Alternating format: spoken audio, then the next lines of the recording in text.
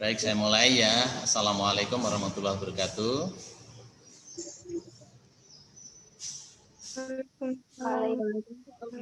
Anak-anak sekalian, selamat pagi, selamat bertemu kembali di pelajaran bahasa Indonesia semester kedua. Hari ini kita masuk di pembelajaran yang ketiga ya, masih berkaitan dengan teks tanggapan. Kemudian materi hari ini kalian nanti akan menelaah struktur dan juga menelaah kebahasaan tentang teks tanggapan. Jadi materinya dua, struktur teks dan kebahasaan teks. Dengan demikian tujuan pembelajaran yang harus kalian capai juga dua. Kalian nanti juga harus bisa menelaah struktur dan sekaligus harus bisa menelaah kebahasaannya. Dua-duanya cukup banyak.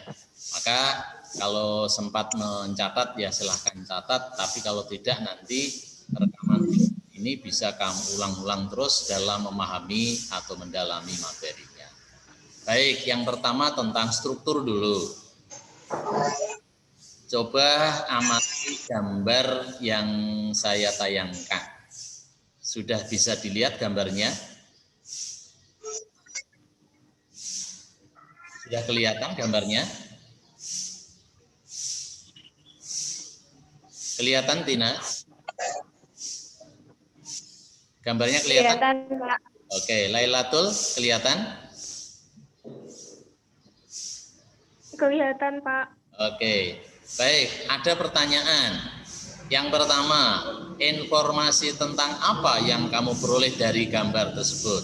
Coba kira-kira menurut kamu ketika melihat gambar ini, kira-kira gambar ini mau menyampaikan tentang apa? Ya, dijawab secara cepat saja. Kira-kira tentang apa? Tentang?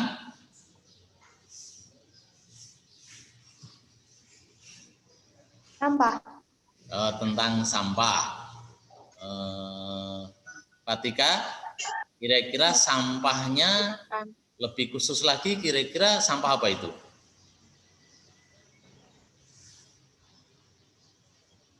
Plastik, apa plastik? Oke, sampah plastik ya. Oke, itu berkaitan dengan pertanyaan pertama. Yang kedua, bagaimana hal seperti itu bisa terjadi? Artinya ada tumpukan sampah plastik, bisa dikatakan itu berserakan, letaknya juga di pinggir jalan. Pertanyaannya, bagaimana kok sampai hal seperti itu terjadi? Kira-kira penjelasannya gimana, Laila? Kalau menurut kamu kok sampai seperti itu? Membuang sampah sembarangan. Karena berawal dari orang membuang sampah sembarangan. Terus?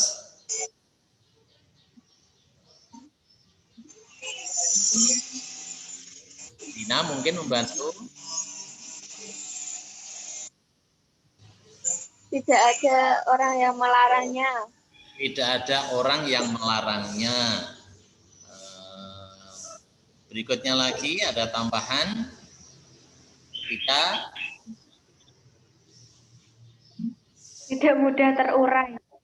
tidak mudah terurai ya. Jadi pertanyaan kedua ini, bagaimana hal seperti itu bisa terjadi? Ini kalian harus menjelaskan atau memberikan gambaran bagaimana proses itu sampai terjadi sampah plastik menumpuk berserakan di pinggir jalan. Mungkin berawal orang-orang membuangnya itu tidak sesuai dengan aturan, kemudian sampah itu tidak dikelola dengan baik, dibiarkan menumpuk,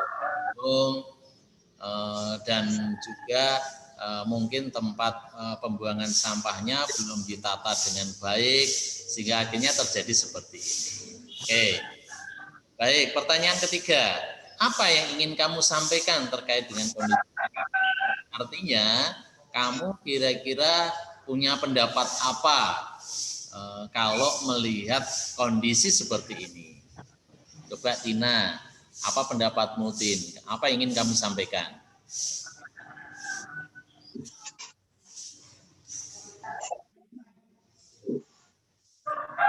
Apa bebas saja. Sampah. Jadi kalau membuang sampah itu janganlah sembarangan, misalnya seperti itu. Kalau Laila, kira-kira gimana? Apa yang ingin kamu sampaikan? Buang sampah di tempatnya. Membuang sampah tidaklah. Jangan sampai merusak lingkungan. Oke, kira-kira sampah-sampah seperti ini kalau dilihat dari sisi positif ada manfaatnya tidak sih sebenarnya? Bisa enggak sampah itu mendatangkan keuntungan? Bisa ya. Nah, sehingga apa yang ingin kamu sampaikan, pertanyaan nomor 3, itu sebenarnya kamu bisa mengungkapkan tentang mungkin kritikannya atau pujiannya atau sanggahannya atau berkaitan dengan sisi positifnya maupun negatifnya terkait sampah. Semuanya bisa disampaikan. Jadi anak-anak, struktur teks tanggapan itu sebenarnya secara garis besar ada 3 bagian ini. 3 bagian itu yang pertama pokoknya berkaitan dengan apa yang ingin ditanggapi. Terus yang kedua, bagaimana hal itu bisa terjadi, jadi menggambarkan tentang proses peristiwa itu. Dan yang ketiga, apa yang kamu sampaikan itu berkaitan dengan penilaian atau tanggapan kamu. Baik, untuk memperjelas, ini kita konkretkan dengan contoh. Coba sama-sama dibaca paragraf 1 ini. Sampah merupakan produk yang akan terus tercipta di roda kehidupan masyarakat modern. Keberadaannya akan terus menghampiri, terutama di wilayah-wilayah yang sudah dijangkau oleh industri besar yang membuat produk kemasan yang akan meninggalkan residu tak terpakai, sampah. Salah satu sampah yang paling memprihatinkan adalah sampah kemasan semacam itu, yaitu sampah plastik tadi ya. Karena biasanya terbuat dari plastik yang tidak dapat terurai oleh tanah. Ini misalnya teks tanggapan paragraf 1 bunyinya begini. Maka pertanyaan tadi yang pertama, informasi tentang apakah yang kamu peroleh dari teks tersebut? Jawabannya ini menyampaikan tentang apa tadi? Sampah. Iya, tentang sampah plastik. Nah, sampah plastik itu jawaban ini itu dinamakan struktur konteks. Konteks ya. Apa itu konteks? Yaitu berisi tentang apa yang ditanggapi atau berisi tentang identitas. Jadi paragraf 1 ini itu memberikan informasi tentang apa yang akan disampaikan. Nah, itu misalnya tentang sampah plastik. Itu struktur yang pertama, yaitu konteks. Kita lanjut, paragraf kedua. Kita cermati. Sampah semacam itu pada akhirnya akan menggenangi lingkungan kita. Sampah tersebut akan tercecer di mana saja karena tidak dapat terurai oleh tanah. Kemudian pada akhirnya akan berakhir di sungai yang pergerakannya terhambat dan akhirnya membanjiri rumah kita juga. Dampaknya 2 kali lipat dari apa yang kita bayangkan. Sampah akan merusak lingkungan tempat kita semua hidup. Selain itu, sampah yang dibiarkan begitu saja juga akan mengganggu kesehatan masyarakat di sekitarnya. Karena sampah adalah salah satu sarang terbesar untuk kuman, bakteri, dan bahkan virus yang berbahaya. Berlanjut dari sungai, sampah tersebut akan berakhir di laut dan mengganggu ketentraman ekosistem di laut. Makhluk hayati akan ikut merasakan dampak negatifnya. Salah satu contoh yang paling miris adalah bagaimana sedotan plastik ditemukan menusuk ke dalam hidung penyu yang sedang berenang bebas di alam. Ini misalnya contoh contoh paragraf selanjutnya. Pertanyaannya seperti pertanyaan kedua tadi, bagaimana hal itu bisa terjadi? Nah, saya pikir jawabannya ya kamu harus bisa menyampaikan gambarannya. Misalnya di paragraf ini disampaikan sampah tercecer menggenangi lingkungan. Nah, di sini ada tercecer menggenangi lingkungan. Nah, ini ada tercecer menghambat arus sungai. Nah, ini ada kata-kata menghambat arus pergerakannya terhambat. Kemudian terjadi banjir, akan membanjiri rumah kita. Lah, bagian ini itu dinamakan penggambaran ya. Jadi disampaikan secara gamblang. Atau lagi yang kedua, sampah mengganggu kesehatan. Ini di paragraf berikutnya ini. Sampah akan mengganggu kesehatan, menjadi sarang kuman. Nah, ini sarang kuman, bakteri dan seterusnya. Nah, bagian ini itu dinamakan deskripsi. Jadi struktur yang kedua teks tanggapan yaitu deskripsi. Berisi tentang penggambaran sesuatu yang terjadi. Jadi bagian ini harus lebih rinci, lebih detail, lebih panjang karena ini fungsinya memberikan gambaran. Misalnya tentang sampah, ya bagaimana menggambarkan sampah. Misalnya tentang banjir, ya bagaimana menggambarkan banjir, itu dideskripsikan. Kita lanjut. Struktur yang ketiga, coba diamati paragraf atau bagian ketiga ini. Menimbang permasalahan tersebut, rasanya sudah menjadi kewajiban kita sebagai pelaku perusahaan alam lewat sampah untuk terus berusaha menanganinya. Kurangi penggunaan plastik, buang sampah pada tempatnya, daur ulang sampah yang dapat dimanfaatkan kembali seperti plastik dan kaleng bekas. Kita tidak dapat membiarkan hal ini merusak generasi penerus bangsa. Pertanyaannya yang ketiga tadi, apa yang ingin disampaikan? Di paragraf ini kira-kira yang ingin disampaikan tentang apa? Nah, yang ingin disampaikan misalnya ini, penulis mengajak untuk mengurangi penggunaan sampah plastik, membuang di tempatnya. Nah, ini berusaha menanganinya ya. Kurangi penggunaan plastik. Nah, ini tadi mengurangi penggunaan plastik. Membuang sampah pada tempatnya berarti buang sampah pada tempatnya. Nah, bagian ini itu dinamakan penilaian. Berisi tentang apa yang kita pikirkan terhadap sesuatu. Jadi anak-anak, struktur teks tanggapan ada berapa? Ya, 3. 1.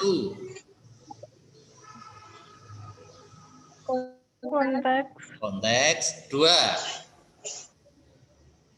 Deskripsi. 3. Penilaian. Oke. Sekarang kita lanjut ke bahasaan. Untuk kebahasaan, saya beri contoh paragraf tadi ya, bagian pertama yang sudah kita dalami tadi. Hanya sekarang langsung coba cari kalimat aktif pada teks tersebut. Kalimat aktif. Ada yang bisa memberikan contoh kalimat aktif? Baik, saya beri contoh. Misalnya di bagian tersebut ada pernyataan berbunyi, keberadaannya akan terus menghampiri. Nah, di sini keberadaannya akan terus menghampiri. Ini contoh kalimat pertama. Kalimat kedua, sampah akan meninggalkan residu. Nah, misalnya di bagian tengah membuat produk kemasan yang akan meninggalkan residu. Produk kemasan maksudnya sampah ya, akan meninggalkan residu tak terpakai. Ada tanya lagi, apa paling memprihatinkan? Nah, ini ada kalimat salah satu untuk sampah yang paling memprihatinkan. Nah, ini sampah memang memprihatinkan.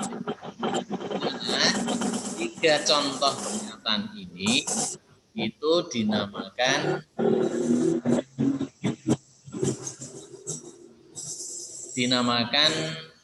kalimat aktif. Jadi salah satu ciri kebahasaan teks tanggapan banyak menggunakan kalimat aktif.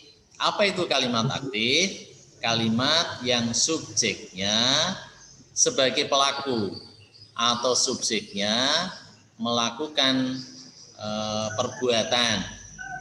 Keberadaannya akan menghampiri, akan terus menghampiri. Nah ini keberadaannya ini yang melakukan kata menghampiri. Sampah meninggalkan residu. Sampah ini yang menjadi pelakunya. Nah, salah satu ciri lagi kalimat aktif, predikatnya berupa kata kerja berawalan me atau kata kerja berawalan ber. Di sini predikatnya menghampiri, itu berawalan me. Meninggalkan, itu berawalan me. Memprihatinkan, berawalan me. Maka ini termasuk kalimat aktif. Kita lanjut, masih di paragraf ini, coba sekarang ganti kalimat pasifnya, ada tidak?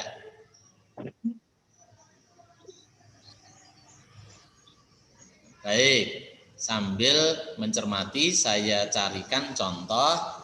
Sampah akan terus tercipta di roda kehidupan. Nah, di sini ada akan terus tercipta di roda kehidupan masyarakat modern.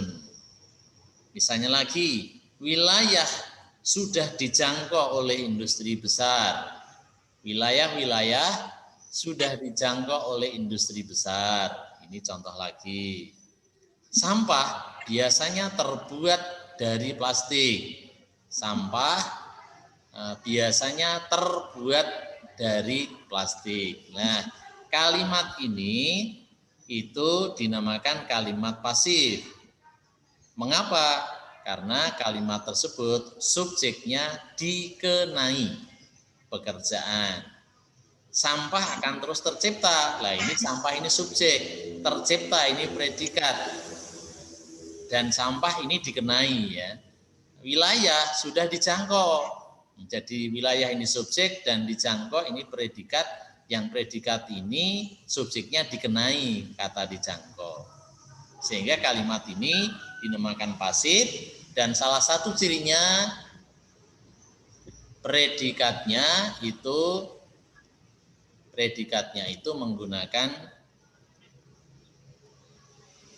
saya ulangi, predikatnya berawalan di dan berawalan ter. Misalnya ini ada dijangkau, ada tercipta, ada terbuat, maka ini ciri kalimat pasif.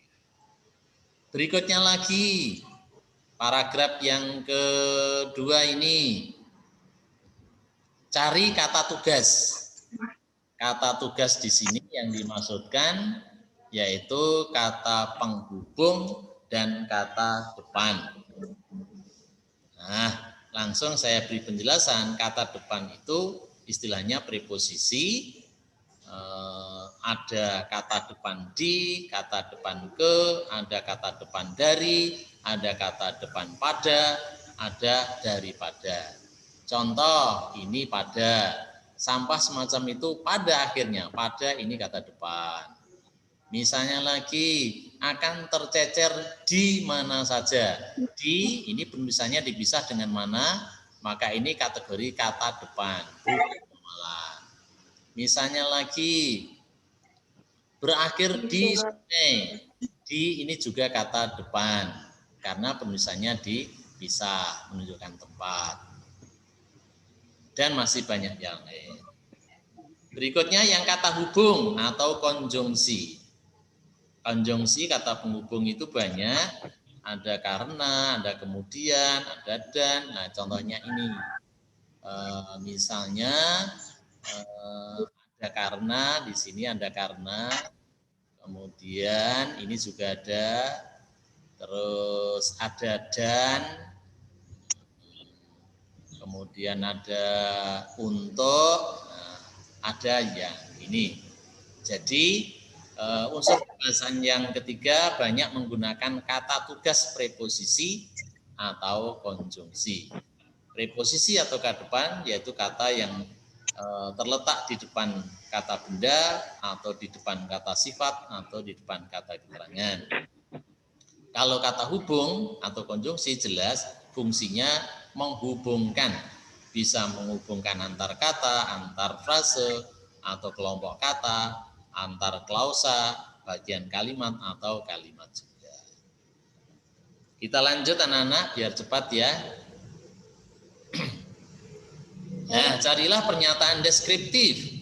Maksudnya pernyataan deskriptif itu pernyataan yang memberikan penggambaran secara jelas, secara rinci. Misalnya tadi sudah saya sampaikan di awal, sampah menggenangi, sampah tercecer, sampah tidak dapat diurai, dan seterusnya, sampah membanjiri rumah. Ini termasuk penggambaran deskriptif. Ciri-ciri teks tanggapan salah satunya adalah menggunakan bahasa deskriptif, yaitu kalimat-kalimat yang digunakan itu berfungsi menggambarkan sesuatu secara rinci atau secara jelas. Jadi ini. Dan berikutnya yang jelas kebahasaan pada teks tanggapan di dalamnya ada pernyataan kritik, pujian, atau sanggahan. Pada bagian ini kira-kira ada tidak? Misalnya kalau ada pernyataan kita sebagai pelaku perusak alam lewat sampah. Kita sebagai pelaku perusak alam lewat sampah. Ini kira-kira kritikan, pujian, atau sanggahan? Apa tim kira-kira? Kritikan. Oh, kritikan. Oke, bagus. Sampah dapat dimanfaatkan kembali. Nah, sampah dapat dimanfaatkan kembali. Kira-kira ini kritikan atau pujian? Pujian. Jadi kita tidak dapat membiarkan hal ini merusak generasi bangsa. Kira-kira apa? Sanggahan. Ya, ini menolak. Jadi, sampah kalau dibiarkan merusak, nah kita tidak membiarkan. Nah, ini sanggahan. Jadi ternyata di teks ini kritikan ada, pujian ada, sanggahan juga ada. Mari kita simpulkan anak-anak bahwa struktur teks tanggapan tadi ada berapa? 3. 1. Teks. 2. Konteks. 2. Deskripsi. 3. Penilaian. Sedangkan kebahasaannya yang pertama banyak menggunakan kalimat aktif dan pasif. Kalimat aktif. Yang kedua Kalimat pasif. yang ketiga banyak menggunakan kata depan atau preposisi dan hubung ya. Kemudian bahasanya deskriptif, Pernyataan dan juga menggunakan penilaian, kalimat penilaian yaitu kritikan, pujian, dan sanggahan. Baik, anak-anak, sedangkan tugasmu nanti saya beri tugas teksnya ini, nanti di Google Classroom juga saya cantumkan teksnya ini. Setelah kalian baca teks ini, tugasnya yang berikutnya coba telaah strukturnya tadi dengan cara mengerjakannya, menjawabnya seperti ini. Misalnya paragraf 1, isinya itu tentang apa? Tuliskan dulu isinya. Setelah itu masuk struktur apa dan alasanmu apa. Setelah itu paragraf 2, isinya secara garis besar itu apa, kemudian masuk struktur apa dan alasannya. Begitu juga misalnya nanti paragraf 3. Setelah itu berikutnya tentang unsur kebahasaan. Nah, kamu saya minta untuk bisa menemukan contoh kalimat aktif yang mana, contoh kalimat pasif yang mana, kata depannya itu yang mana, kata hubungnya, juga pernyataan deskriptif serta kalimat-kalimat penilaian. Ini cara menjawabnya kalau bisa selengkap sebanyak mungkin ya. Sampai hanya yang penting ada satu, tapi semakin banyak jawaban semakin bagus. Nah, cara kerjamu sama petunjuk teknisnya, buka lembar kerja LK3 di Google Classroom, kemudian nanti simak videonya, video rekaman ini, terus selesaikan tugasnya di kertas atau LK tersebut, kemudian kirimkan hasil kerjanya ke Classroom lagi. Demikian anak-anak, kiranya cukup. Mungkin ada yang bisa kamu tanyakan, boleh sebelum kita akhiri. Mungkin Laila, halo Laila. Videonya Laila. Tina, ada pertanyaan? Kira-kira yang susah apa Tina? Tidak.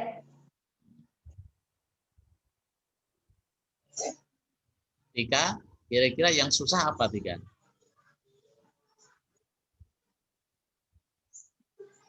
Tidak ada ya. Baik, kalau tidak ada, sementara saya akhiri.